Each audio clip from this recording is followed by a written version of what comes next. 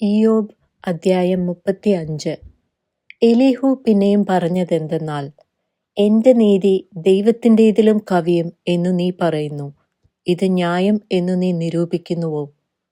അതിനാൽ നിനക്ക് എന്തു പ്രയോജനം എന്നും ഞാൻ പാപം ചെയ്യുന്നതിനേക്കാൾ അതുകൊണ്ട് എനിക്കെന്തുപകാരം എന്നും നീ ചോദിക്കുന്നുവല്ലോ. നിന്നോടും നിന്നോട് കൂടെയുള്ള സ്നേഹിതന്മാരോടും ഞാൻ പ്രത്യുത്തരം പറയാം. നീ ആകാശത്തേക്ക് നോക്കി കാണുക, നിനക്ക് മീതെയുള്ള മേഘങ്ങളെ ദർശിക്ക. നീ പാപം ചെയ്യുന്നതിനാൽ അവനോട് എന്തു പ്രവർത്തിക്കുന്നു? നിന്റെ ലംഘനം പെരുകുന്നതിനാൽ നീ അവനോട് എന്തു ചെയ്യുന്നു? നീ നീതിമാനായിരിക്കുന്നതിനാൽ അവന് എന്തു കൊടുക്കുന്നു? അല്ലെങ്കിൽ അവൻ നിന്റെ കയ്യിൽ നിന്ന് എന്തു പ്രാപിക്കുന്നു?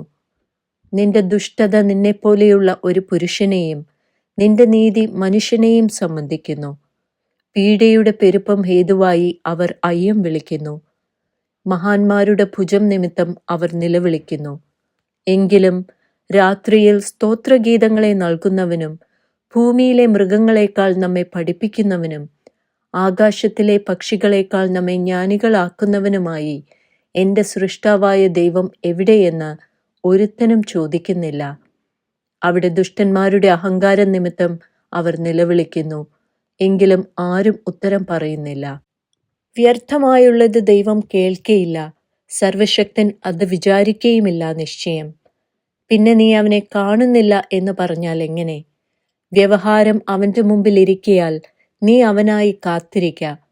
ഇപ്പോഴോ അവൻ്റെ കോപം സന്ദർശിക്കായ്ക കൊണ്ടും അവൻ അഹങ്കാരത്തെ അധികം ഗണ്യമാക്കായ്ക കൊണ്ടും ഇയ്യോബ് വൃഥാ തൻ്റെ വായ് തുറക്കുന്നു, അറിവ് കൂടാതെ വാക്ക് വർദ്ധിപ്പിക്കുന്നു.